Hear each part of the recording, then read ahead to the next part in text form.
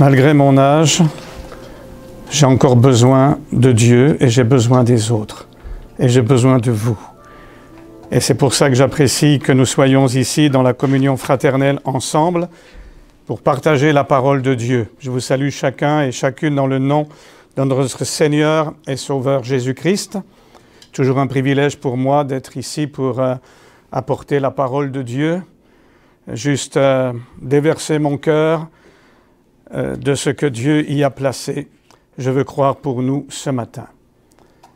En réalité, le sujet de ce matin, c'est quelque chose que je travaille étudie depuis des mois et des mois. Enfin, depuis des années, mais dans ces derniers mois, je l'ai approfondi beaucoup, à tel point que j'ai accumulé beaucoup de textes que ça ferait un livre assez important et imposant. Mais pour le prêcher, j'ai dû travailler pour réduire, etc. Et ça fait que, comme je l'ai expliqué à mon frère Sébastien, j'ai dû diviser en deux parties ce qui reste à vous apporter. Et c'est pour ça que ce matin, j'apporte une première partie. Et une autre fois, il aurait voulu que dans 15 jours et tout, mais je ne serai pas disponible. Donc, plus tard, peut-être, j'apporterai la deuxième partie. Mais si vous n'entendez que la première partie, ou si certains n'entendront que la deuxième partie, ça ne nuira pas. Parce que le thème principal, la pensée principale va demeurer la même, simplement qu'on approfondit les choses. Alors, le thème de mon message ce matin, c'est la foi en Jésus ou la foi de Jésus. La foi en Jésus ou la foi de Jésus. Et d'ailleurs, comme notre frère Alain l'a lu, il a lu le texte qu'on retrouve dans beaucoup de versions où ça dit ceci, que la foi en notre Seigneur Jésus-Christ en. Mais voilà une autre version de la Bible qui est plus précise, qui dit ceci, mes frères, que la foi de, la foi pas en, la foi de notre Seigneur Jésus, le Christ de gloire, soit exempt de tout favoritisme, acception de personne. On favorise personne, on refuse personne, parce que ça, c'est l'esprit de Dieu. Dieu a tant aimé le monde. Il n'a pas aimé une personne ici ou là, il a aimé le monde. Et il a aimé le monde, ça signifie qu'il a aimé autant ceux qui sont bons comme ceux qui sont mauvais, ceux qui sont justes comme ceux qui sont iniques. Dieu aime le monde. J'ai souvent mentionné que dans la Bible, Jésus, dans le jardin de Gethsémané, il a appelé Judas mon ami. Et dans le grec, ça veut dire mon compagnon, toi avec qui je vis, toi avec qui je partage ma vie, mes projets, mes rêves et toutes choses. Quoi? Celui qui le livrait, il l'appelle encore celui qu'il aime, et qu'il aime d'une manière proche et intime. Ça, c'est l'amour de Dieu. J'apprécie le nom de cette église, Église Agapé, parce que l'agapé, c'est le seul véritable amour qui soit. C'est l'amour divin. Tout le reste, il peut y avoir toutes sortes d'autres amours, mais tous ces amours-là dérivent premièrement de l'amour agapé, et ça, c'est l'essence même de Dieu. Il ne nous est pas dit dans la Bible que Dieu a de l'amour seulement, qu'il aime, mais il est dit Dieu est amour. Donc quand nous voyons là ce mot agapé, ça parle Dieu lui-même. Ça nous parle de son être même, de ce qu'il est dans tout son être, dans sa nature la plus profonde, la plus intime. Et nous sommes appelés à être comme lui, à lui ressembler, parce que nous sommes ses enfants. Et si nous sommes ses enfants, alors nous avons la nature de notre Père. Tel Père, tels enfants. Et c'est pour ça que c'est quelque chose de très important. Dans cette question, la foi en Jésus ou la foi de Jésus, repose une réalité de la plus grande importance pour tous ceux qui se déclarent chrétiens. Actuellement, les chrétiens, ils forment le plus important groupe religieux au monde. Et en comptant 2 milliards 200 millions de fidèles. C'est-à-dire, il faut que je mette mes lunettes, 32% de la population mondiale se réclament chrétiens d'une manière ou d'une autre. Ça ne veut pas dire que les gens sont des pratiquants, qu'ils vont à l'église, mais ils se réclament, ils sont affiliés à une église chrétienne, à une dénomination religieuse chrétienne. Les musulmans, ils composent le second groupe religieux mondial avec 1 milliard 600 millions d'adhérents. C'est moins, c'est 15% de la population mondiale, un peu moins donc de la moitié de ceux qui se réclament être chrétiens. Mais Jésus est mentionné dans les écrits sacrés de ces deux groupes religieux. Bon, nous les chrétiens, nous avons le Nouveau Testament, et ça c'est un écrit sacré pour nous, et nous savons bien que le Nouveau Testament, bien sûr, nous parle de Jésus. L'Ancien également, mais parlons du Nouveau Testament. Mais savez-vous que dans le Coran, il est question de Jésus, et il est question de Jésus d'une façon honorable. Je ne dis pas que tout ce qui est dit de Jésus est vrai dans le Coran. J'ai étudié le Coran quand j'étais un jeune prédicateur, mais le Coran n'est pas mon livre de chevet, rassurez-vous, et je ne l'ai pas étudié en arabe, ce qui est en fin de compte quelque chose qui ne plaît pas aux musulmans, parce que normalement le Coran c'est dans la langue pure, c'est l'arabe, comme pour les juifs c'est l'hébreu, sinon tout le reste ça n'a pas beaucoup de valeur. Mais quand même j'ai regardé cela et j'ai vu qu'ils parlent de Jésus, ils disent des choses très intéressantes sur Jésus. Donc on ne peut pas dire que les musulmans ne se réfèrent pas à Jésus, non, parce que le Coran en parle et le considère comme un prophète vraiment important. Donc la démonstration aussi est faite que beaucoup de gens de cette terre croient dans une divinité ou une autre. 84% des habitants de notre planète sont affiliés à une religion ou une autre. Donc ça, c'est plus que les chrétiens et les musulmans. Cette démonstration nous montre qu'une grande majorité des êtres humains sont des croyants. Ils ont ce qu'on pourrait dire une certaine foi. Quand quelqu'un dit « j'ai la foi », ça veut dire il croit en Dieu. Quel Dieu, ça c'est autre chose, il faut le définir, mais il croit en Dieu. C'est le sens courant. Il croit dans une ou plusieurs divinités. Et d'ailleurs, ça c'est bien compréhensible, parce que la parole de Dieu déclare ceci. Psaume 53, verset 2. « L'insensé dit en son cœur, il n'y a point de Dieu. » L'insensé, devant la grandeur, devant la perfection, devant la précision, devant le fonctionnement harmonieux de la création, comment quelqu'un peut-il finalement, froidement et rationnellement s'affirmer athée? Comment est-ce que ça peut être possible?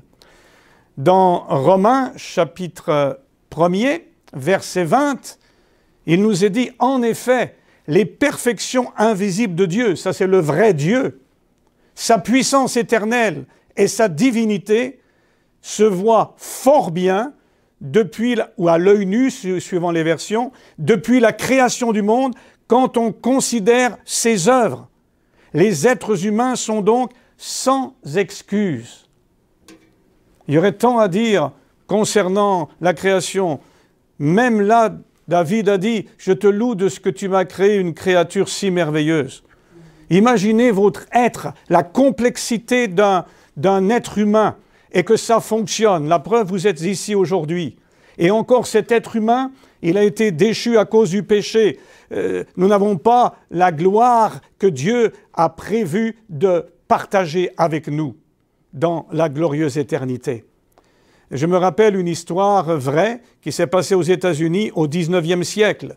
C'était le temps des grands débats philosophiques et religieux, et il y avait un célèbre athée dont j'ai oublié le nom, et il a tenu des grandes conférences partout aux États-Unis. Et dans chacune de ces conférences, voilà ce qu'il disait à la fin. Il dit « Maintenant, s'il y a un Dieu, je vais lui donner la possibilité de prouver son existence. Je vais me tenir ici, qu'il me détruise, s'il existe, dans les 5 prochaines minutes. Et tout le monde était là, attendait 5 minutes. Et puis, bien sûr, hop, il continuait. Et alors, un jour, il y a eu quelqu'un qui s'est levé, là, dans l'auditoire. Il a dit, « Monsieur, la Bible dit, l'insensé, celui qui a perdu le bon sens, qui est fou, il dit en son cœur, il n'y a point de Dieu. Monsieur, ici, aux États-Unis, ceux qui sont des malades mentaux, on ne les tue pas, on les soigne. » C'était une bonne façon de répondre à cela. L'être humain pense qu'il peut prétendre à n'importe quelle action et se moquer de Dieu de n'importe quelle façon, mais un jour viendra le jugement. Pourquoi Dieu ne nous frappe-t-il pas tous là? Pourquoi Dieu ne vient-il pas quand nous faisons des choses qui sont contraires à sa volonté nous détruire? Parce que Dieu est amour. Dieu ne cherche pas à détruire. Dieu est le Dieu de la vie. Dieu est le créateur. Et si sa création a sombré dans une déchéance à cause du péché, Dieu, ce qu'il cherche à faire, c'est de restaurer cette création. C'est de la ramener dans l'état originel. D'ailleurs, c'est ça que signifie le mot rédemption ou rachat. Ça signifie ramener quelqu'un ou quelque chose à son état original et à son propriétaire originel. Mais revenons à tous ceux qui, en tant que chrétiens ou musulmans, croient en Jésus d'une manière ou d'une autre. Bien évidemment, il existe une quantité d'opinions parmi eux sur qui est Jésus. Mais néanmoins, ils considèrent Jésus comme un personnage de premier plan dans le domaine religieux. Quelqu'un qui, par sa vie, qui, par son enseignement, a marqué l'histoire. Comme certains le font remarquer, encore aujourd'hui, dans les temps modernes, on calcule les années depuis la venue de Jésus-Christ sur terre, et où qu'on soit dans le monde partout. Donc c'est quelque chose de très important, ça c'est devenu universel. Il y en a certains qui vont plus loin, qui accordent de l'importance à ce que Jésus a dit. Et même, il y en a d'autres qui cherchent à vivre en conformité avec les paroles de Jésus. Et je veux croire que ce matin, nous sommes de ce groupe-là. Donc, presque la moitié de l'humanité croit en Jésus. Ont la foi en Jésus, ce qui est bien. Mais combien ont-ils la foi de Jésus? Combien possèdent-ils la même foi que Jésus a manifestée?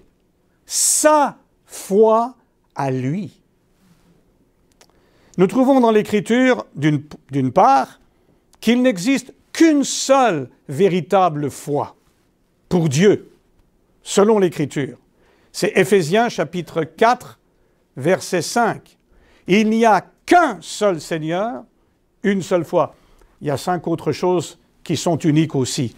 Mais là, je me concentre, j'ai raccourci les versets pour rester avec le sujet. Il n'y a qu'une seule foi. Et d'autre part, d'une part, ça dit cela, et d'autre part, il nous est dit dans la Bible que cette seule et véritable foi, c'est la foi de Jésus, et non pas seulement la foi en lui. Apocalypse 2, 13. Tu es fermement attaché à mon nom. Tu n'as point renié ma foi. Ça, c'est Jésus qui parle. Même dans ces jours où Antipas, mon fidèle témoin, fut mis à mort chez vous. Tu n'as pas renié ma foi. Et cette formulation, ma foi, dans ce verset, se retrouve dans 19 versions françaises, soit le plus grand nombre de celles que j'ai pu consulter. Quand je prépare un message ou une prédication que je médite, je peux aller jusqu'à près d'une quarantaine de versions en différentes langues, en consultant ce que je peux dans les textes originaux. Et là, 16 versions différentes disent exactement... Non, excusez-moi, 19 versions disent exactement cela. Ma foi. Les autres, qu'est-ce qu'elles disent? Elles disent « ta foi en moi ». Ben ça, c'est extrapolé. Je vais vous dire que s'il y a ici des gens qui connaissent le grec, ils pourraient m'arrêter pour dire « Frère Fernand, oui, tu n'expliques pas toute l'histoire. Pourquoi dans la plupart des Bibles, dans bien des versets que tu vas nous citer, comme le premier que tu nous as cité, c'est traduit en Jésus-Christ et pas de Jésus-Christ, et que très peu le font ainsi? C'est parce que dans le grec, là, on peut traduire les deux. C'est libre. On peut traduire en ou de, les deux sont valables. Personne ne peut venir nous dire qu'est-ce qui est le mieux, l'un ou l'autre. Mais là, justement, nous devons travailler en analogie de la foi. Ici, personne ne peut traduire autrement que ce qui est dit. Tu n'as pas renié ma foi. Donc ce n'est pas la foi en lui, mais la foi de Jésus. Et un autre texte bien connu qui prouve cela, que j'ai retrouvé, et celui-ci a été traduit de la même manière dans 16 versions différentes en français, apporte la même précision. C'est Apocalypse chapitre 14, verset 12. Et je pense que nous sommes concernés, oui ou non. Apocalypse 14, 12, c'est ici la persévérance des saints, ceux qui gardent les commandements de Dieu et la foi de Jésus. Beaucoup de gens ont la foi en Jésus, je le répète. Mais il n'est pas question de cela ici. Les saints, les vrais chrétiens ne font pas que garder la foi en Jésus. Bien sûr, nous avons la foi en Jésus. Bien sûr, nous croyons en lui. Mais bien plutôt, ils conservent avec persévérance la même foi que celle de leur Sauveur et Seigneur. Et y compris dans les temps difficiles d'épreuves et de persécutions. La distinction, elle est essentielle.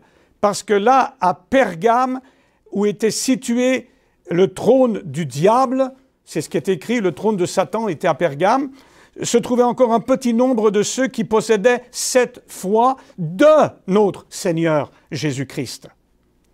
La foi humaine ne suffisait pas à l'époque. C'est bien, c'est bon, mais ça ne suffisait pas à l'époque.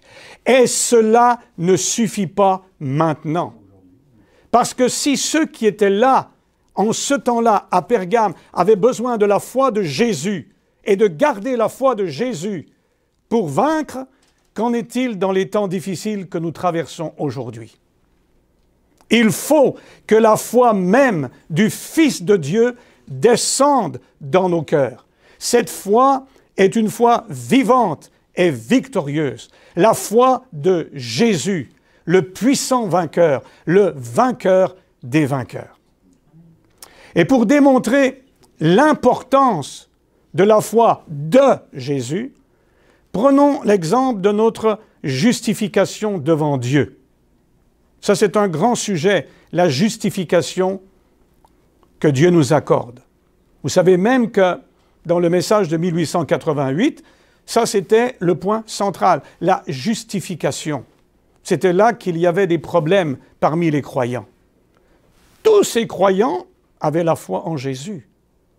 Mais voilà qu'il y a eu un message qui est sorti et qui a dit quelque chose de très important. Et comme vous le savez tous, je n'ai jamais été membre d'aucune église ou mouvement adventiste, bien que toute ma vie, j'ai été associé avec l'église adventiste. Mais j'ai dit à mon frère Sébastien, il y a plusieurs années déjà, ce qui m'a amené spécialement parmi vous, c'est le message de 1888. Parce que ça, je l'ai cru depuis très très longtemps. Ce n'est pas d'hier que le Seigneur m'a appelé à lui. Donc mes premiers pas dans la foi chrétienne, j'ai connu déjà en France et en Suisse des pasteurs adventistes, vraiment des gens, j'allais dire des docteurs des Écritures, des gens très capables, et j'étais heureux de pouvoir étudier avec eux. Et c'était quelque chose sur lequel on discutait déjà beaucoup en ce temps-là. Et ensuite j'ai vu pourquoi on discutait de tout cela. Et il y avait des difficultés, des problèmes comme il y en a aujourd'hui. Mais notre justification, est-ce que nous avons saisi comment nous la possédons? Comment elle nous a été donnée? Beaucoup de gens disent, ah bien, bon, Jésus-Christ est venu, il a donné sa vie pour nous. Bon, et puis maintenant, je suis justifié par ma foi en lui. C'est ce que la Bible dit, vous êtes justifié par la foi. Est-ce que c'est ma foi en lui qui me procure la justification? C'est ce que les gens croient, c'est ce que les gens pensent, c'est ce que les gens comprennent. Mais la Bible nous dit autre chose. Alors, pour démontrer l'importance de la foi de Jésus par rapport à la foi en Jésus, prenons cet exemple, le fait que Dieu nous déclare juste, la justification qui procède de la foi de Jésus, qui l'a conduit en obéissance à son Père et par amour pour nous à la croix de Golgotha. Si Jésus n'avait pas eu le genre de foi dont je vous parle, il ne serait pas allé à la croix. Il n'aurait pas obéi à son Père. Mais Jésus, sa foi l'a rendu obéissant, même obéissant jusqu'à la mort de la croix. Ce n'était pas mon obéissance ou ton obéissance, mon frère, ma sœur. C'était son obéissance. Ce n'est pas ma foi ou la tienne, c'est sa foi à lui qui a pourvu à la justification. C'est au moyen et en vertu de la foi de Jésus que nous sommes justifiés. Nous croyons que tout vient de lui et nous est acquis par lui. Nous n'avons eu aucune part dans notre justification, rien qu'il fallait accomplir de nous-mêmes. C'est pourquoi nous mettons notre foi en lui, croyant que sa foi à lui nous a procuré ce que notre Père céleste avait prévu de nous donner. Nous recevons tout de la grâce de Dieu, qui est sa faveur imméritée, ce que lui a fait pour nous, et que nos œuvres, aussi belles et saintes qu'elles puissent paraître, ne peuvent nous procurer. J'ai l'habitude de dire que je ne demande à personne de me croire sur parole, mais ce que nous croyons, c'est cette Bible. Et si la Bible dit cela, acceptons-le et que cela nous rende un peu humbles. Combien de fois j'ai entendu les gens parler, dire « Oh, moi j'ai la foi », je me rappelle une fois, un frère donnait un témoignage, « Vous savez, moi j'ai une foi plus grande que vous tous. » Oh, ça me peinait pour le frère. Je ne le condamnais pas, je ne condamne personne, j'aime les gens. Mais je me dis, il a besoin que Dieu se révèle à lui. Parce que tout est par grâce. Il n'y a rien que nous puissions faire pour nous justifier. On ne pouvait pas le faire, personne ne pouvait le faire. Aucun être humain ne peut racheter son prochain. Nous sommes tous égarés, pervertis. C'était cela le cas. C'est ce que la Bible dit. Aucun ne cherche Dieu, mais Dieu nous cherche. Dieu vient à notre secours. Lorsque là-bas, il est arrivé un problème dans le jardin d'Éden, est-ce que c'est Adam qui cherchait Dieu pour régler l'affaire? Non, non. Adam, il s'est caché, lui. Il fuyait. Et quand Dieu est venu et qu'il s'est approché de lui et il lui a dit ceci, Adam, où es-tu? Est-ce qu'il ne le savait pas? Bien sûr qu'il le savait, mais il se mettait à sa portée. Adam, où es-tu? Pourquoi est-ce que tu n'es pas là comme d'habitude quand on communie ensemble? Il y a un problème là. Et il dit, ah ben, il y a eu, oui, quelque chose et tout. Voyez-vous, ce n'est pas l'homme qui cherche Dieu, c'est Dieu qui cherche l'homme. Ce n'est pas l'homme qui se sauve ou qui sauve les autres, c'est Dieu qui nous sauve. Ce n'est pas l'homme qui peut justifier ou justifier quelqu'un, c'est Dieu qui nous justifie. Et tout ce que nous avons, tout est dû à la seule grâce de Dieu. Beaucoup de gens ne comprennent pas cela. Ils pensent que, tiens, voilà encore un de ces gracistes et quelqu'un qui est là et qui va nous dire qu'on n'a pas besoin d'observer la loi de Dieu et tout ça. Je n'ai pas dit cela. Je crois dans l'observance des commandements divins.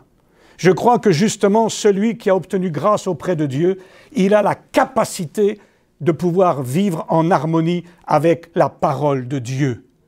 Mais également, je crois que toute personne qui voudrait essayer d'obéir à tous les commandements de Dieu par lui-même en est parfaitement incapable. Et c'est ce que l'Écriture nous dit. Nous avons ici des textes très clairs. Galates chapitre 2, verset 16. « Sachant que l'être humain n'est pas justifié en vertu des œuvres de la loi, même si elles sont bonnes, mais au moyen de la foi de Jésus-Christ. » Nous aussi, nous avons mis notre foi en Jésus-Christ. Pourquoi on l'a mis en Jésus-Christ? Afin d'être justifié en vertu de la foi de Christ. Non pas de notre foi en lui, mais de sa foi à lui. Et non pas des œuvres de la loi, car personne ne sera justifié en vertu des œuvres de la loi. Est-ce que vous me comprenez? Oui, nous avons notre foi en lui. Mais notre foi en lui, c'est que c'est sa foi à lui qui nous justifie. Voilà ce que dit la Bible. Voilà ce que dit l'Écriture, Philippiens chapitre 3, verset 9, que tout se règle sur la déposition de 2 ou 3 témoins, la Bible dit. Philippiens 3, 9, et c'est Paul qui parle, alors j'ai coupé le texte, et d'être trouvé en lui, Christ, non pas avec ma propre justice qui viendrait de la loi, de quelque chose que j'aurais fait moi-même, mais avec celle qui est par la foi du Christ. Une justice venant de Dieu et fondée sur la foi. Il y a une seule foi, c'est la foi de Jésus. Et c'est comme cela que nous sommes justifiés. Ouh, ça change le tableau pour beaucoup de personnes, ça. Ça enlève toute la gloire à l'homme, ça donne toute la gloire à Dieu. Lorsque nous regardons le livre de l'Apocalypse, la révélation de Jésus-Christ, comme j'aime le dire, j'ai souvent dit, je ne sais pas pourquoi nous les Français, on veut mettre des termes, des mots. Aujourd'hui, par exemple, les gens vont dire, en Ukraine, c'est une apocalypse. Non, c'est une destruction, ça n'a rien à voir avec l'apocalypse. Apocalypse veut dire dévoilement, révélation. Voilà ce que ça veut dire. Et en anglais, on dit ça, revelation. En allemand, on dit Offenbarung, révélation. C'est ça que ça veut dire. C'est la révélation de Jésus-Christ. Et qui lui était donnée par Dieu. Et que par son ange, il a montré à Jean, et sur l'île de Patmos. Et on voit, lisez le livre de la Révélation. Qu'est-ce qui sort du livre de la Révélation? C'est adoration, adoration, adoration, adoration. Où l'homme n'est rien, où Dieu est l'agneau, c'est tout. Et c'est ça qu'il nous faut aujourd'hui. Ici, ce matin, alors que nous sommes réunis, qu'est-ce qui compte pour nous? Ce n'est pas nous aimons les uns les autres, nous apprécions les uns les autres, et c'est une bonne chose. Mais celui qui est le plus important, il est invisible. Il est ici par son Esprit, Dieu notre Père et son Fils Jésus, par l'Esprit, le même Esprit. Il n'y a qu'un Esprit, c'est l'Esprit de Dieu, l'Esprit de Jésus. Il est avec nous, présent au milieu de nous, présent, je veux le croire aussi, dans la vie de tous, sinon de plusieurs. C'est cela qui est important. Adorer le Créateur. C'est à cela que le message de notre temps nous invite à nous tourner vers le Créateur pour l'adorer, à ne reconnaître rien dans la capacité humaine, mais tout dans la capacité de Dieu. Et toutes les capacités humaines que nous pouvons avoir sont des dons de la part de Dieu. Nous nous inclinons devant lui pour le remercier, lui rendre grâce pour cela. Trop d'orgueil dans les gens religieux. Rappelez-vous, les pharisiens et les scribes, eux, ils pensaient qu'ils étaient les meilleurs. Ils pensaient qu'ils n'avaient rien à se reprocher. Effectivement, vous n'auriez pas pu trouver un petit point, un petit détail où ils n'observaient pas tout parfaitement. Même Jésus l'a dit. Vous payez la dîme de la nette, du cumin et de tout le reste. Ah oui, toutes les herbes et tout. Ça, vous êtes strict là-dessus. Vous faites tout ça. Il dit, c'est bien, vous deviez le faire. C'est bien, c'est une bonne chose. Comme notre frère l'a dit, lorsqu'il est question des offrandes, des dons et tout ça, j'ai toujours dit ceci, si vous êtes un croyant, vous n'avez pas besoin qu'on vous force, qu'on vous supplie, qu'on vous... Non. Depuis toute ma vie, j'ai simplement dit ceci, nous n'avons jamais fait un seul appel dans les assemblées que le Seigneur m'a appelé à fonder ici et là, à différents endroits du monde. Lorsqu'on a commencé, j'ai jamais demandé à qui que ce soit, mais j'ai demandé à Dieu. Et Dieu a pourvu de manière merveilleuse. J'aurais 1000 témoignages à donner comment Dieu pourvoit, sans que tu t'y attendes, sans que tu saches comment il va le faire. Tu t'attends même pas ça, tu ne penses même pas à cela. Juste un petit témoignage, un des plus récents. Il y a 4 ans de cela, pour la première fois, suite à mon opération à cœur ouvert, j'ai pu retourner en Afrique. Et là, donc, je suis arrivé en Côte d'Ivoire. Et après, je retournais en Europe, en Suisse, Allemagne et France. Bon, mais il y avait un frère qui m'avait procuré certaines choses et je devais lui ramener le montant pour le rembourser. Et puis effectivement, quand j'ai quitté, je n'avais pas les moyens. Donc je suis parti comme ça. Je me suis dit, Seigneur, je vais lui expliquer. Et puis, bon, tu pourvoiras ou quelque chose se passera. Bon, c'est fini comme ça. Et je suis allé là-bas et j'ai tenu une semaine de réunion dans un grand amphithéâtre, avec des milliers de personnes et tout ça. Et finalement, quand un frère me ramenait sur Abidjan, depuis où nous étions, quelqu'un a appelé. Et c'était un pasteur que je connais depuis longtemps. Et il a demandé, bon, est-ce que le pasteur fait, il va arriver, à quelle heure il va arriver à Abidjan et tout? Et le frère a dit, ah non, non, il m'a fait signe, non, non, non. Non, le pasteur est fatigué, il peut recevoir personne, non, non, non. Donc, bon, et puis l'autre insistait. Alors je lui ai dit, oui frère, si c'est pas long, je suis prêt, je suis fatigué, je suis épuisé après une semaine de réunion. Prêcher 3 fois dans la journée, avec la chaleur et tout, c'est difficile. Mais Dieu soit loué, j'étais en forme quand même, il m'a maintenu en forme. Et là donc, quand nous sommes arrivés, quand nous allions arriver à Abidjan, j'avais dit, bon, et il était là. Il était là, et donc on s'est salué, et là il me réserve un petit appartement chez un croyant. Et donc j'étais avec ce frère, on parlait, il m'a parlé comme... bon, ceux qui viennent d'Afrique savent comment ça se passe, on demande les nouvelles d'abord. C'est un peu différent qu'ici, ici on peut aller direct, mais là-bas non, on commence, comment va votre femme, comment va vos enfants, comment va celui-ci, comment va celui-là. Et puis même souvent c'est le fils aîné qui donne des nouvelles pour les parents. Enfin vous connaissez, vous les Blancs, vous connaissez rien de ça, mais vous savez, moi j'ai un cœur africain ici, j'ai beaucoup travaillé là-bas, et donc je comprends la manière de faire. Je mange aussi comme les Africains, le foufou et toutes ces choses. J'aime ça et je bénis Dieu pour toute la grâce qu'il m'a accordée. À travers cela, je suis encore en vie, voyez-vous, donc peu importe. Et donc, il me parle et puis là, il avait dit, bon, on avait dit 20 minutes, bon, on prie, tout, et il s'en va. Je dis, mais qu'est-ce qu'il voulait me dire? Pourquoi qu'il vient là? Qu'est-ce qu'il vient faire là? Mais c'est quoi le but? Il n'y a pas de but là. On se lève et tout. Et puis, donc, là, on arrive à l'extérieur de ce petit appartement, sur la terrasse, où les autres attendaient. Et le propriétaire de la maison et tout le monde attendait. Et là, donc, juste au moment où on va pour sortir, il me glisse une enveloppe, là, puis vraiment, il fait fort, là, puis j'avais pas le choix. Bon, je faisais non, non, parce que j'ai toujours dit que je refuse quoi que ce soit. Mais... bon, j'ai pas le choix, je l'ai mis dans ma poche, tout, et puis après, bon, c'est ça. J'ai dit, mais qu'est-ce que c'est que cette histoire-là? Ma dette était d'environ 230 francs suisses, donc, bon, peu importe. Et là, en pleine Afrique, hein, ce pasteur, je sais pas, il n'est pas très riche non plus et tout. Qu'est-ce que, plus tard, quand je me suis retrouvé, j'ai ouvert l'enveloppe, 1000 $, 10 billets de 100 $ américains tout neufs. Je dis, mais qu'est-ce que c'est? Et après, il m'a expliqué, le lendemain, nous avions une réunion de prédicateurs, et il m'a expliqué, pasteur, à part, il a dit, je sais que vous ne prenez rien et tout, mais vous nous avez envoyé des Bibles, vous nous avez envoyé tant et tant de choses, de vous-même, de votre propre personne, pas la mission, c'est vous qui avez désiré faire ceci et faire cela. C'est vrai, si un pasteur n'a pas de Bible, comment peut-il être un pasteur? Un pasteur a besoin d'outils. Donc, je crois que c'est nécessaire de faire cela. Donc, tout ce que nous pouvons faire, nous voulons le faire pour aider les gens. j'ai béni Dieu. J'ai dit, Seigneur, qu'est-ce que je me souciais de cette dette-là? Quand je suis arrivé là-bas en Suisse, j'étais prêt, et même ça m'a permis de distribuer encore sur place avant de retourner en Suisse.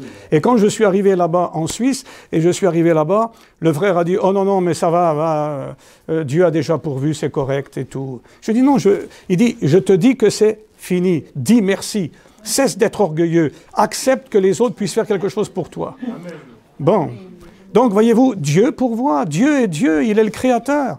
Ça ne vient pas de nous, nous n'avons rien que nous pouvons prouver. Dieu est bon, Dieu est amour, Dieu, il fait luire son soleil sur les bons comme sur les méchants, il fait pleuvoir sur les justes comme sur les injustes. Il ne fait pas de différence. Lorsque il y avait là-bas au jardin de Gethsémane le serviteur du grand prêtre, et vous savez, Pierre a pris l'épée, lui a coupé l'oreille. Bon, heureusement, c'était que l'oreille, mais enfin, c'était déjà très maladroit. On voyait qu'il n'était pas capable de manier une épée. Mais Jésus, qu'est-ce qu'il a fait? Il l'a guéri. Il n'a pas attendu que cette personne se jette à ses pieds pour lui demander « guéris-moi, guéris-moi, guéris-moi ». Il l'a fait souverainement, par amour. Il est amour. Il est cet amour divin. Il est cet agapé. Et nous sommes au bénéfice de l'agapé ce matin.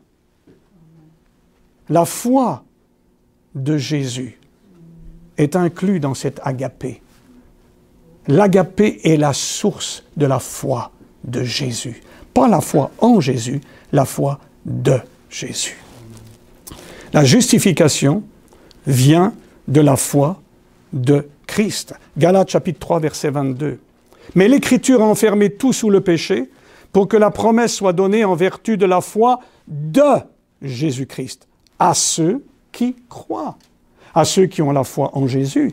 Mais ce qu'ils reçoivent vient de la foi de Jésus-Christ. Et si vous regardez le contexte, ça parle à nouveau de la justification. L'importance aussi de la foi de Jésus se manifeste lorsque nous voulons entrer en communion avec notre Père Céleste. Est-ce que nous venons dans la présence de Dieu quand nous prions avec juste nous-mêmes? Seigneur, je viens là, je suis un indigne pécheur et puis je viens quand même devant toi. Non, nous avons besoin de plus que cela. Nous avons besoin d'une assurance. Et Éphésiens chapitre 3, verset 2, qu'est-ce qu'il nous est dit? C'est en lui, Christ, par sa foi, que nous avons l'assurance nécessaire pour nous approcher de Dieu avec confiance. Si je n'avais que ma petite faible foi humaine, j'aurais aucune assurance devant mon Père Céleste. Je serais rempli de crainte, mais l'amour parfait bannit toute crainte. Pourquoi tant de fois, devant la grandeur de Dieu, les gens sont remplis de crainte? Parce qu'ils ne le connaissent pas comme Père, parce qu'ils ne sont pas au bénéfice de cet amour divin, ou ils n'ont pas saisi ce que cela veut dire, agapé. Lorsque tu as réalisé l'agapé, que l'agapé, Dieu l'a répandu dans ton cœur par son esprit, c'est Romains chapitre 5, verset 5 qui le dit. Il répand son amour divin par son esprit dans nos cœurs. Alors, tu arrives dans la présence de Dieu, comme un enfant arrive dans la présence de son père. C'est terrible, un enfant qui a peur de son père. Ça veut dire qu'il y a un problème relationnel grave qui s'est produit là. Mais un enfant que son père aime, qui est en bonne communion avec son père, il ne craint pas son père. Il vient, petit ou plus grand. Vous savez, maintenant j'ai des petits-enfants, peut-être bientôt des arrière-petits-enfants, mais la chose est que mes enfants, ils ont toujours eu la possibilité de venir à moi, même quand ils étaient plus jeunes, et me demander les choses. Et ils savaient comment m'approcher, surtout ma fille. Voilà. Elle dit, papa, il faut que tu viennes, tu vas voir, il va tout accorder, tout ce que tu te demandes. Pas toujours, parce qu'ils me connaissent aussi, mais voilà. Je me rappelle une fois, un de mes garçons, il est venu, mon aîné, je pense qu'il avait peut-être 17 ans à ce moment-là, Philippe, et il est venu négocier. J'ai besoin d'une paire de chaussures et tout. Je dis, OK. Il dit, est-ce que tu pourrais me donner un peu d'argent? Je dis, écoute, je vais te proposer une chose. Je peux te donner de l'argent, ça va être un certain montant que je vais te dire, ou bien je me propose d'aller avec toi pour t'aider dans ton choix, parce que je te connais. alors je voudrais que si tu achètes des chaussures, surtout que nous ne sommes pas très riches, on ne va pas gaspiller, que tu aies des chaussures qui soient la bonne sorte de chaussures, pas juste quelque chose qui flash, et voilà. Alors j'ai dit, tu as le choix. Ou bien tu as quelque chose, hein, mettons, à l'époque, je disais, il y avait des magasins où les souliers coûtaient pas trop cher, ça existe de moins en moins, mais moi-même, je dis, bon, pour un garçon comme toi qui les use vite, 20 $, ça va suffire. Il m'a dit, mais papa, 20 $, mais il n'y a rien à 20 $ dans les magasins. Si, il y en a. Moi, je peux te montrer, ceux que je porte au pied, là, ça a coûté 20 $. Hein, 18 $ même, je peux te dire l'endroit où c'est. Il dit, bon, mais c'est pas là que je vais aller. Bon, choisis, tu as 20 $ ou bien tu as moins avec. Mais quand moi j'arrive avec toi, là, ça peut être plus, parce que si le besoin... Et voyez-vous, finalement, il a accepté de venir avec moi. Oh, il a fallu négocier un peu là-bas, sur place, mais il a eu une paire de chaussures qui coûtait bien plus que 20 $ et qui lui a été profitable bien davantage. Donc, est-ce que vous comprenez la chose? Qu'est-ce que nous voulons, nous? Nous voulons des cadeaux de la part de Dieu. Dieu, donne-moi ci, Dieu, donne-moi ça. Ou est-ce que nous voulons sa présence? Si nous l'avons avec nous, nous n'avons pas besoin de chercher à avoir tant de choses de sa part. Quand il est là, tout va bien. Quand sa présence est là, alors il vient avec toutes ces merveilles et il va nous donner ce qui est le meilleur. Et je dis toujours, Seigneur, moi-même, je ne suis pas assez sage encore pour savoir ce qui est le mieux pour moi. Mais toi, tu le sais. Alors si lui, il est là et qu'il fait quelque chose, peu importe que ça me paraisse pas forcément la bonne chose, si c'est lui qui le fait, c'est toujours bien. Si c'est sa volonté, ça fonctionne toujours. Donc pour nous approcher de Dieu, avec assurance, qu'est-ce qu'il nous faut? Il nous faut la foi de Jésus. Pas seulement croire en lui, mais avoir sa foi à lui.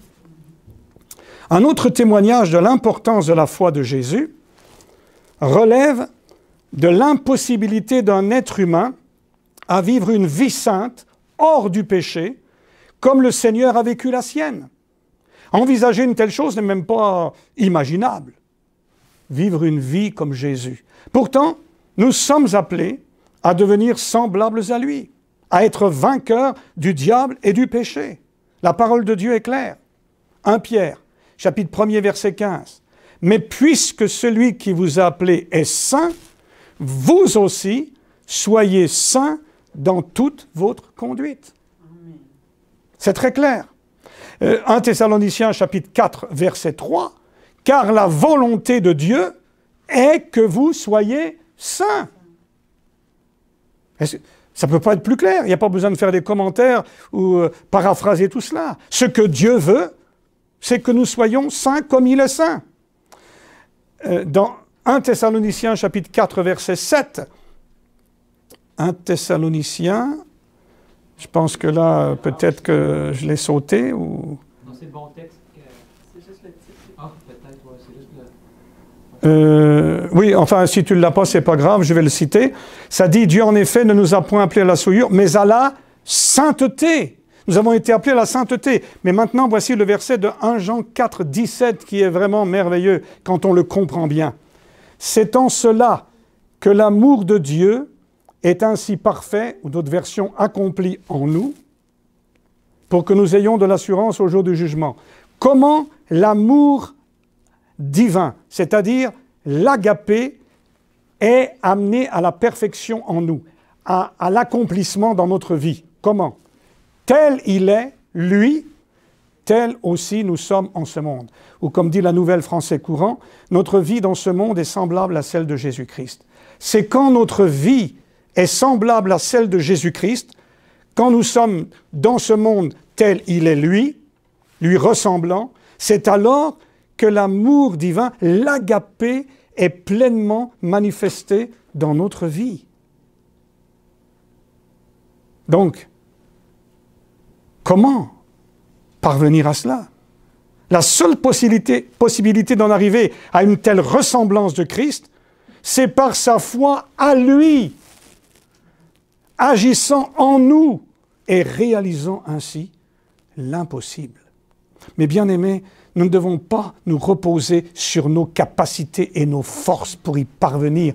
Nous n'y parviendrons jamais. L'homme en est incapable. Mais nous pouvons nous confier dans le Seigneur Jésus-Christ et le laisser nous remplir de sa foi, de son esprit. Et alors, nous sommes plus que vainqueurs par celui qui nous a tant aimés. C'est lui qui nous rend vainqueurs. On le voit d'ailleurs dans 1 Jean chapitre 2 verset 14. 1 Jean 2, 14. « Je vous ai écrit, petits enfants, parce que vous connaissez le Père. » Bon, c'est important ça. « Je vous ai écrit, Père, parce que vous connaissez celui qui est dès le commencement. » Est-ce que vous décodez la chose?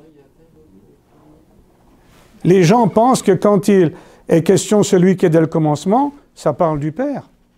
Non. Qui nous est-il dit qu'il était là au commencement, dès le commencement? C'est le Seigneur Jésus. Donc je vous ai écrit, petits enfants, parce que vous connaissez le Père. Je vous ai écrit, Père, parce que vous connaissez celui qui est dès le commencement. Et la vie éternelle, c'est quoi? Nous le savons, nous l'avons entendu à travers ces 2 dernières années et plus là. Dieu s'est révélé à votre cœur et j'en suis reconnaissant. Je prie, moi, que cela soit quelque chose pour tous les cœurs, de tous les croyants, de tous les gens sincères, de réaliser que la vie éternelle, ce n'est pas juste une question de théologie ou je ne sais quoi. Non, c'est de connaître quelqu'un, c'est d'être en relation avec quelqu'un, c'est de connaître le Père et celui qui l'a envoyé, Jésus-Christ. C'est cela la vie éternelle, c'est ce que dit l'Écriture. Pas moi, ce que dit la Bible. Donc, nous voyons cela. Romains chapitre 8, verset... non, excusez-moi, on est plus loin là déjà, je crois. Je vous ai écrit, petits enfants, parce que vous connaissez le Père. Je vous ai écrit, Père, parce que vous connaissez celui qui est dès le commencement. Je vous ai écrit, jeunes gens, parce que vous êtes forts. Ah oui? Et ils sont forts. Pourquoi ils sont forts? Que la parole de Dieu demeure en vous. La parole de Dieu. Qui est la parole de Dieu? Jésus-Christ. Jésus demeure en vous et que vous avez vaincu le mauvais ou le malin, suivant les versions. La victoire sur l'ennemi des âmes, la victoire sur le péché, ce n'est pas nos efforts qui nous l'apportent, mais c'est la présence de Jésus en nous. Nous avons un véritable effort à faire par contre, c'est de nous mettre hors du chemin, de laisser Dieu prendre la place, de le laisser lui agir, de compter sur son œuvre plutôt que d'essayer de produire nous-mêmes quelque chose que nous ne pouvons pas faire. Vous savez, comme moi, si on prend... j'ai déjà vu ça dans une foire agricole. Ils avaient mis là un pommier artificiel. Il y avait plein de pommes autour, là. Puis il y avait au milieu, pour faire la décoration, ils avaient mis un beau pommier, mais comme c'était dans une salle d'exposition, c'était... Mais vous savez, ils imitent vraiment bien ça. Hein? Moi, je me suis dit, c'est un vrai pommier, ce pommier-là. Mais il n'y avait pas de pommes dessus, mais c'était un vrai pommier, hein, on aurait cru. Le feuille et tout, puis il y avait même une espèce de petit ventilateur, je ne sais pas comment, puis vous savez, les gens sont capables de faire des choses. Et toutes ces belles pommes-là sont merveilleuses. Mais laissez-moi vous dire, vous auriez pu faire tout ce que vous voulez avec ce pommier-là, quand finalement j'ai appris que c'était un pommier artificiel, je dis, oui, c'est beau, mais il n'y a aucune vie là-dedans. Vous pouvez essayer de l'arroser, vous pouvez essayer de le planter dans le terreau, la terre la plus fertile qui soit. Jamais il ne va produire des pommes. Jamais. Parce qu'il faut qu'il y ait la vie du pommier en lui. Il faut que la sève monte dans le pommier pour porter ses pommes. Oui ou non? Eh bien, mes amis, c'est la même chose. Planter un vieux Fernand-Fait n'importe où, dans n'importe quoi, avec n'importe quel enseignement biblique le plus précis, ça ne produit rien du tout. Mais que la vie de Christ soit manifestée dans mon âme, ça va produire quel fruit? Le fruit de l'Esprit. Et le fruit de l'Esprit, c'est l'agapé pour commencer, qui résume tout le reste. Est-ce que vous me suivez? Voilà ce que dit la parole de Dieu. J'espère que ça vous intéresse et que ça vous donne de louer le Seigneur. Nous sommes dans un moment d'adoration. Nous sommes ici pour glorifier Dieu. Et c'est pour cela que ça doit nous pousser à nous mettre de côté pour lui, penser à lui, glorifier son nom, oublier tout le reste. J'aime mon frère Alain, je vous aime tous, hein, j'aime tous mes frères comme je lui ai dit d'ailleurs. Mais des fois, avec certains, on est des fois plus proches, c'est comme ça. Jean était le disciple que Jésus aimait, ça n'empêchait pas qu'il aimait tous les autres. Donc c'était comme ça. Et là, quand je suis arrivé, on a eu des difficultés sur la route pour arriver, et on est parti pourtant suffisamment tôt, mais bon, enfin... Et quand je suis arrivé, j'aime pas ça, arriver énervé ici pour, je dois apporter la parole de Dieu. Je suis pas dans mon état. Moi, j'aime arriver à l'avance, me préparer, prier et tout. Voilà. Et j'étais un peu sur les nerfs comme ça. Puis, là, quand on est allé prier ensemble, je dis, oh, je suis désolé, il dit, oublions tout ça, mon frère. Et puis, il a prié, puis, oh, on va oublier tout ça. Maintenant, on va se concentrer. Je dis, oui, tu as raison. Maintenant, on est là pour adorer. On est là pour ça. C'est pour ça que c'est bien. Venez à l'assemblée suffisamment tôt. Soyez en prière. J'apprécie que entre l'école du sabbat et le service d'adoration, il y a un moment là, puis on avait dit, je crois que c'est toujours écrit là-bas, et quand vous êtes ici, restez en silence, en prière. Il y en a qui le font, c'est bien. Bon, on peut se parler, c'est pas une question, c'est pas. Nous ne sommes pas des gens dogmatiques, mais c'est bon d'être en prière. Avant une réunion, avant d'entendre la parole de Dieu, que nos cœurs soient préparés, que toutes les choses, tous les soucis, ça vienne pas entraver notre attention, notre réception de la parole. Et puis Romains chapitre 8, verset 29, car ceux qu'il a connus par sa prescience, ou d'avance, il les a aussi prédestinés, il nous a destinés d'avance à quoi? À devenir conformes à l'image de son Fils. C'est son œuvre, c'est sa volonté, c'est ce qu'il désire.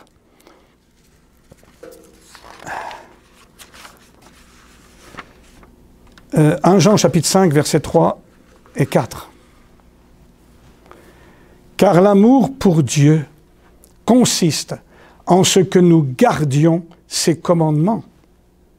Et ces commandements nous sont pénibles. Il y a beaucoup de gens dans leur Bible, c'est écrit ça. Non pas dans leur Bible, mais dans leur vie.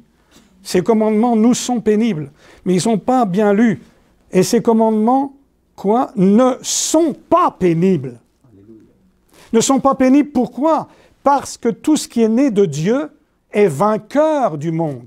Tout ce qui a reçu la vie de Dieu, il est vainqueur du monde. Et ce qui remporte la victoire sur le monde, c'est notre foi. Quelle foi? La foi de Jésus.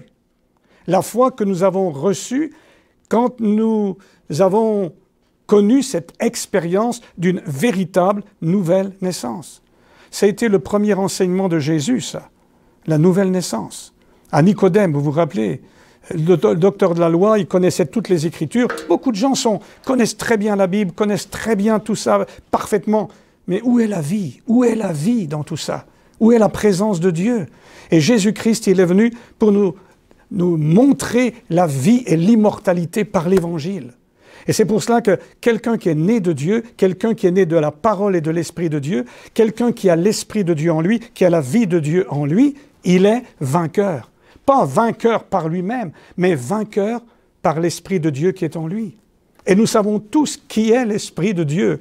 Il y a eu des études ici même, donc nous savons que c'est Christ lui-même. Christ dans la forme de son Esprit. Il ne peut pas être en toi et en moi dans la forme de l'homme Jésus de Nazareth, mais il peut être en nous dans la forme de son Esprit, par son Esprit, sa présence. Il est réellement ici dans notre vie. Il est au milieu de nous, il l'a dit, mais c'est encore plus important qu'il soit en nous. C'est très important.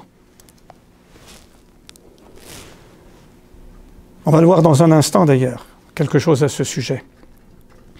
Donc, prenons Galates 2:20. Ça, c'est un verset favori, je crois, de frère Sébastien, puis moi aussi j'aime ce verset, parce que c'est un résumé de tout. Je suis crucifié avec Christ. Mais quand tu es crucifié, tu es mort. Quand tu es mort, tu n'as plus de réaction. C'est fini. Tu n'existes plus. Hop, c'est fini. Oui ou non? Ou bien est-ce qu'il y a encore de l'activité? Est-ce que c'est ce que... Non. C'est mort, c'est fini. Les gens qui veulent avoir la paix, allez dans un cimetière. Là, il n'y a plus rien qui bouge, il n'y a plus de guerre, il n'y a plus de problème, il n'y a plus de bataille. Tout est fini. Même les gens, les pires batailleurs, là, ils sont au calme. Il n'y a plus rien qui bouge. Cependant, je vis. Ah, il dit, je suis mort. J'ai été crucifié avec Christ, mais pourtant je vis quand même. Mais je vis comment? Ah, ce n'est plus moi qui vis. C'est plus le vieux Fernand Fay qui vit, mais Christ vit en moi. Et la vie que je vis maintenant dans la chair, je la vis par la foi dans le Fils de Dieu? Non, par la foi du Fils de Dieu qui m'a aimé et s'est donné lui-même pour moi.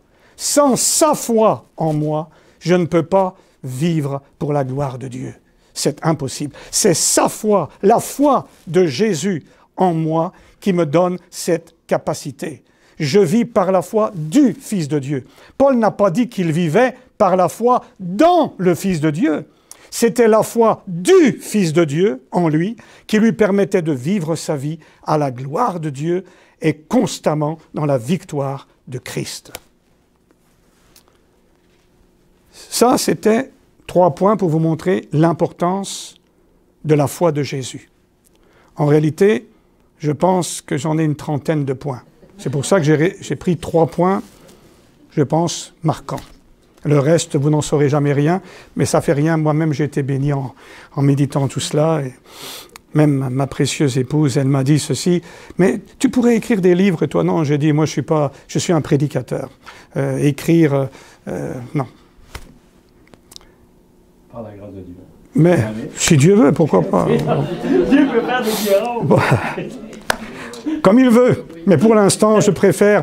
Et d'ailleurs, si j'ai déjà écrit des choses, mais je ne mets jamais mon nom dessus. Parce que ce n'est pas important de savoir, ah, tiens, c'est un tel qui a dit ça, et les gens pensent, ah, ça peut être important. Non, non, non. C'est ce qui est écrit qui compte. C'est pas l'auteur, c'est ce qui est écrit qui compte. Alors maintenant, j'aimerais montrer, avoir la foi, comme nous l'avons dit au début, c'est croire en une ou plusieurs divinités, et en tout ce qui concerne cette ou ces divinités. C'est ça, avoir la foi. Quand quelqu'un dit « j'ai la foi », ça veut dire il croit à tel Dieu. Il va nous citer le Dieu qu'il croit, ou les dieux dans lesquels il croit, et il va nous dire en quoi ce Dieu a dit de faire, ou les œuvres qu'il a annoncées, ou enfin ses paroles, ou quoi que ce soit. Alors, je voudrais vous poser maintenant cette question, puisque j'ai dit la foi de Jésus. En quel Dieu Jésus croyait-il? La foi de Jésus. En quel Dieu Jésus croyait-il? Quelle était sa foi au sujet de Dieu? Marc chapitre 12, le verset 29. Marc chapitre 12, verset 29. Jésus lui répondit, « Le premier de tous les commandements est celui-ci. Écoute, Israël, le Seigneur, ton Dieu, est le Dieu unique. » Et au verset 32, le scribe lui dit, « Bien maître, tu as dit avec vérité que Dieu est unique et qu'il n'y en a pas d'autre que lui. » En quel Dieu Jésus croyait-il? Il croyait dans le Dieu d'Israël, le Dieu unique. Il n'y avait qu'Israël qui avait un tel Dieu, le Dieu unique. Même ensuite, les autres religions qui ont existé, même aujourd'hui le christianisme dans sa grande, écrasante majorité et multitude dans le monde, ils ne croient pas en cela. Non. Ils croient dans d'autres choses que cela. Mais Jésus, sa foi, était dans le Dieu d'Israël, le Dieu unique. Paul avait la foi de Jésus. Éphésiens chapitre 4, verset 6. Il y a un seul Dieu, et Père de tous, qui est au-dessus de tous, parmi tous et en tous. Voyez-vous, l'avoir parmi nous, c'est bien. L'avoir au-dessus de nous, c'est bien. Mais l'avoir en nous, c'est encore mieux. Et c'est ce qu'il est, notre Père. Un seul Dieu est Père de tous, qui est au-dessus de tous, parmi tous et en nous tous. Paul avait la foi de Jésus. La même foi que Jésus. C'est pour ça que j'ai dit que c'était important, la distinction au départ. La plupart des chrétiens ont la foi en Jésus. Ils l'ont tous puisqu'ils croient en Jésus. Mais ont-ils la foi de Jésus? Non. Ils confessent d'autres dieux que le Dieu unique d'Israël. Et ça veut dire que c'est sûr qu'ils vont vous dire, n'écoutez pas ces perfectionnistes qui vous disent que vous devez être semblable à Jésus-Christ et que c'est possible. Ne croyez pas dans des gens qui disent des bêtises pareilles. Nous sommes des pécheurs, on va continuer à pécher, et Dieu nous aime et il nous pardonne, et puis tout est bon et tout est beau. Si c'est ça le christianisme, c'est très décevant. Mais Dieu soit loué, c'est une bonne nouvelle. Le mot évangile veut dire la bonne nouvelle. Mais si la bonne nouvelle c'était qu'il soit venu et qu'il nous pardonne ce que nous sommes, puis qu'il nous laisse tel qu'on est, et qu'il n'y a aucune amélioration dans notre vie, et qu'on est toujours condamné à se morfondre dans le péché et à se faire souffrir et faire souffrir les autres par le péché, c'est pas une bonne nouvelle du tout, ça. Il n'y a pas besoin que Jésus-Christ soit venu, mais il est venu pour la bonne nouvelle, l'Évangile. Il est venu pour nous dire, il y a une merveilleuse vie, la même vie que nous l'avons vu vivre ici sur terre. Cette vie passionnante, cette vie merveilleuse, cette vie à la gloire de Dieu, cette vie de victoire. Ce n'est pas seulement pour lui, c'est pour toi et c'est pour moi, par sa grâce. N'est-ce pas merveilleux? Ce qu'il nous accorde. Dieu nous a donné la vie éternelle. C'est quelque chose. Lisez 1 Jean chapitre 5, je n'ai pas le temps d'y revenir parce que souvent j'ouvre des parenthèses, mais après j'oublie de les fermer, puis je sors de mon sujet, et puis ça rallonge pour rien. Je vais rester avec mon thème. Romains chapitre 3, versets 29-30. Dieu est-il seulement le Dieu des Juifs? Ne l'est-il pas aussi des païens? Oui, il l'est aussi des païens, puisqu'il n'y a qu'un seul Dieu. Où que vous alliez dans le monde, peu importe votre religion, peu importe votre appartenance ethnique, peu importe tout ce que vous voulez, que vous soyez riche ou pauvre, il n'y a qu'un seul vrai Dieu, pas 2, pas 3, pas 10, un seul vrai Dieu.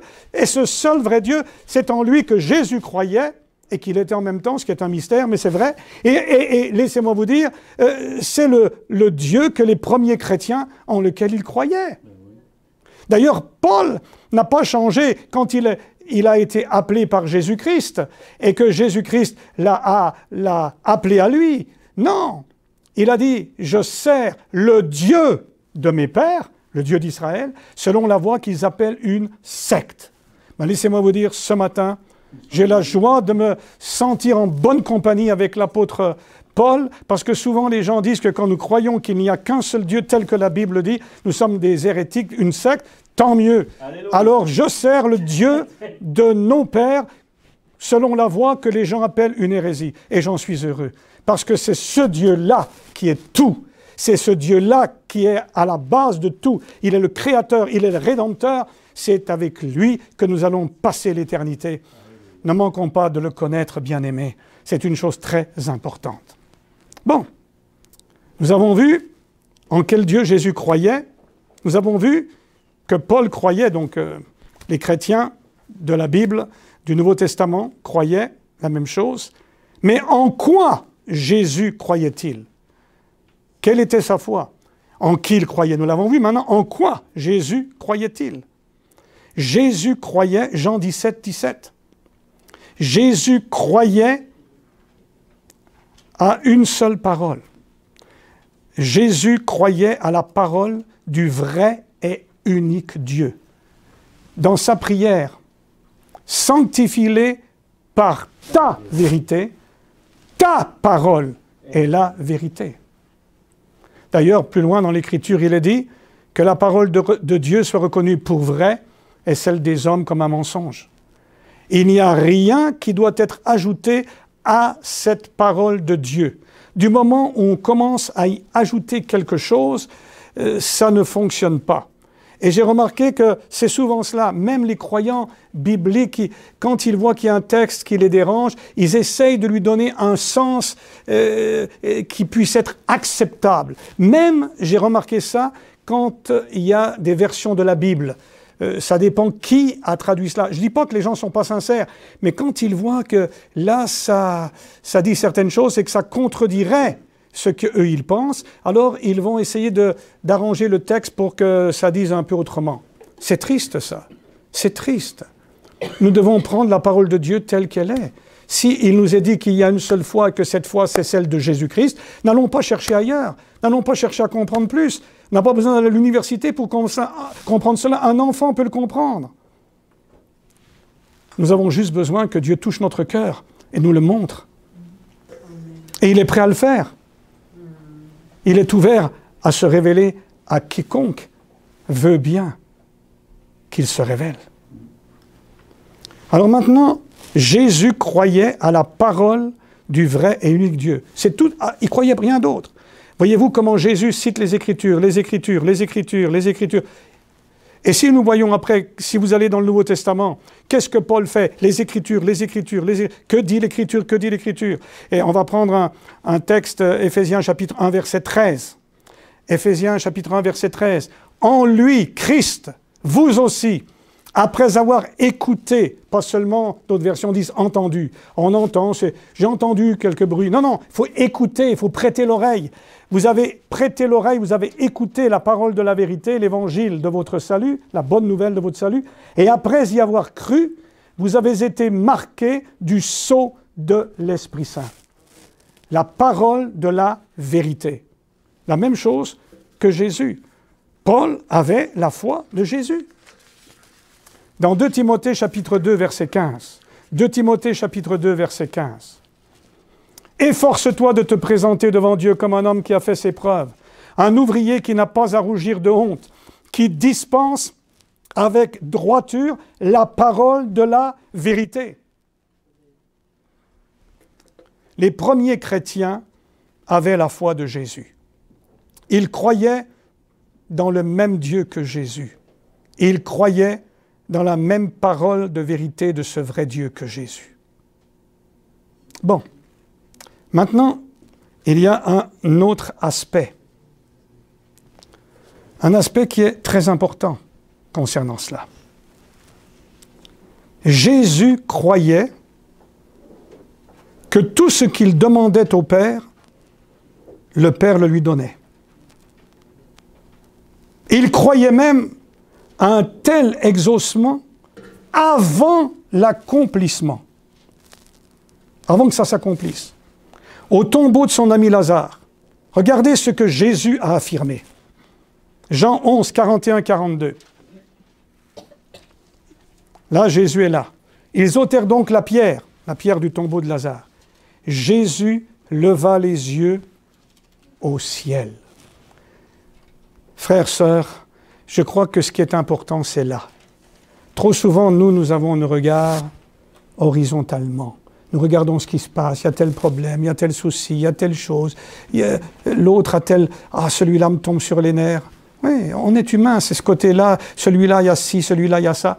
Et puis finalement, c'est pour ça que nous voyons dans les églises, toutes les églises, quelle que soit, il n'y en a pas une où il n'y a pas de problème. Dans le livre des Actes, il y en a eu des problèmes dès le début. Il ne faut pas s'étonner. Pourquoi? Parce qu'il faut lever les yeux un peu.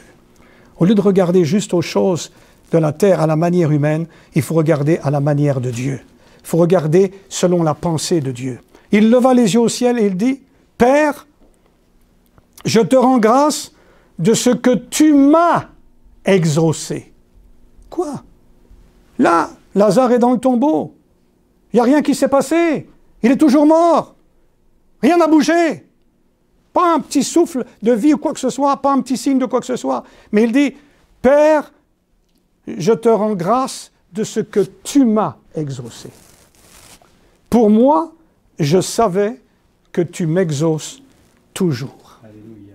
Et après, plus loin, ça dit, « Je n'ai pas dit cela à cause de moi, mais à cause des gens, afin qu'ils voient ce qu'il en est, qu'ils puissent te croire, qu'ils puissent voir que tu m'as envoyé. » Parce que pour lui, c'était certain. Ce qu'il demandait à son Père, il le recevait. Pourquoi? Il était dans une même communion d'esprit, de pensée, de volonté avec son Père.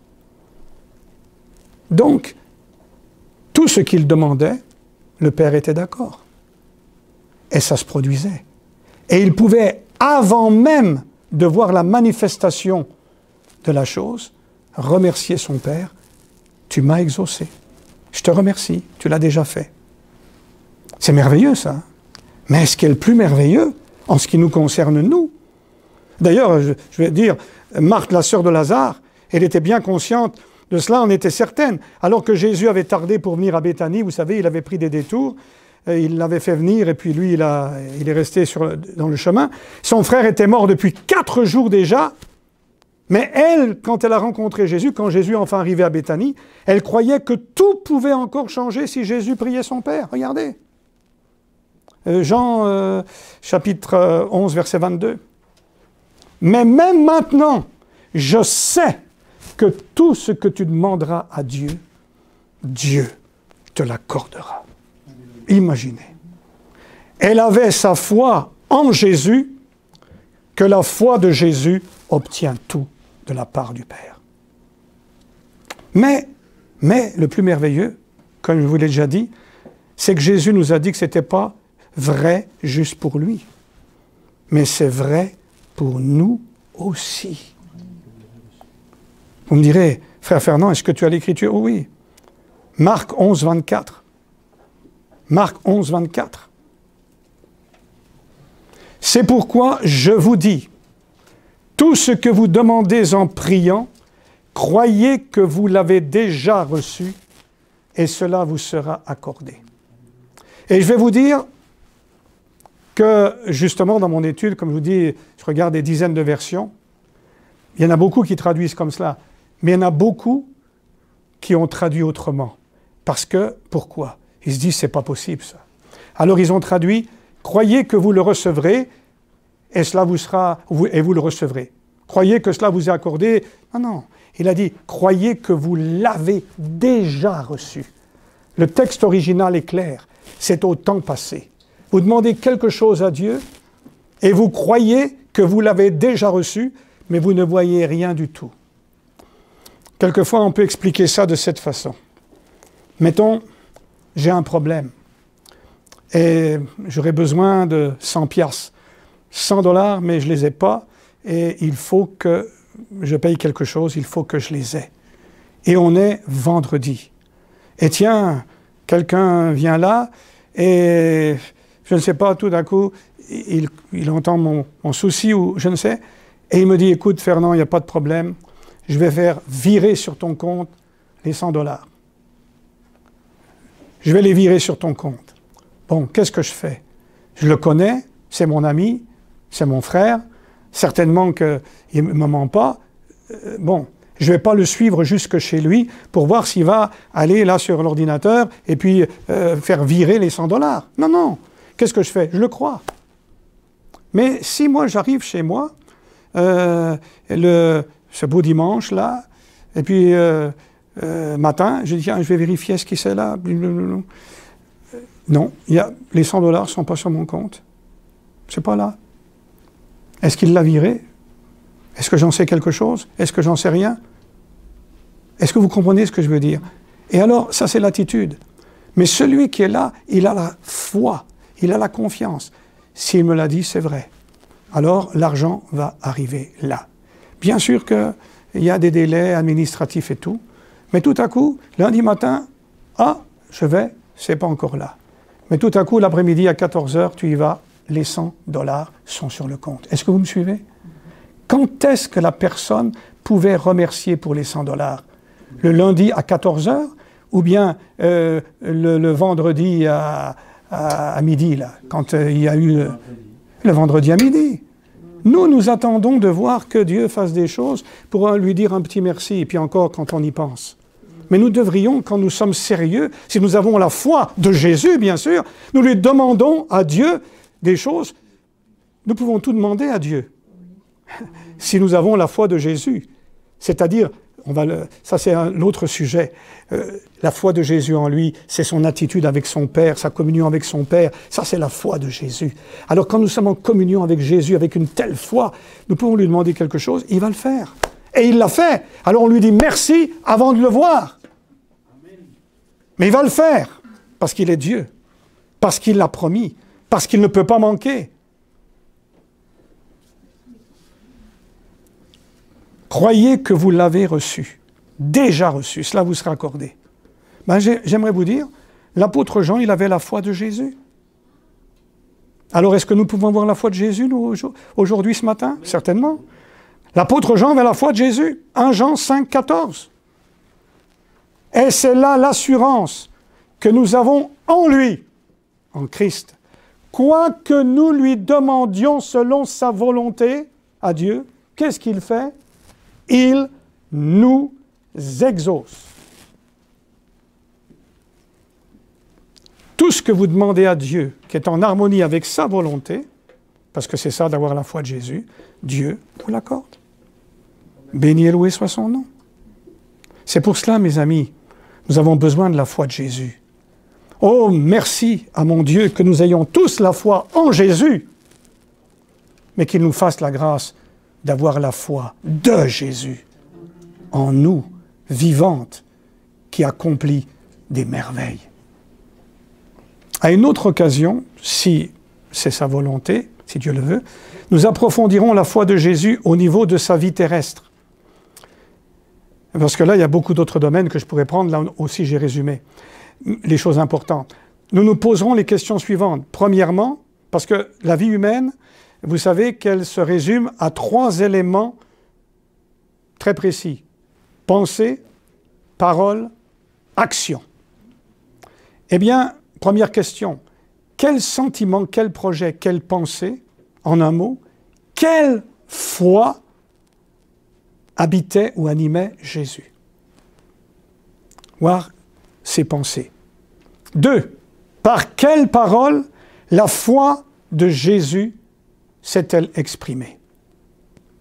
Et 3e question, par quels actes la foi de Jésus se traduisait-elle? Chacun et chacune de nous doit sérieusement se demander si sa foi, sa confiance est en Jésus, ou seulement, ou si de plus, la foi de Jésus habite vraiment son âme. C'est la question que je me pose, et mon frère, ma sœur, pose-toi-la personnellement toi-même, parce que je le répète, c'est essentiel, spécialement dans le temps dans lequel nous vivons. Amen. Amen.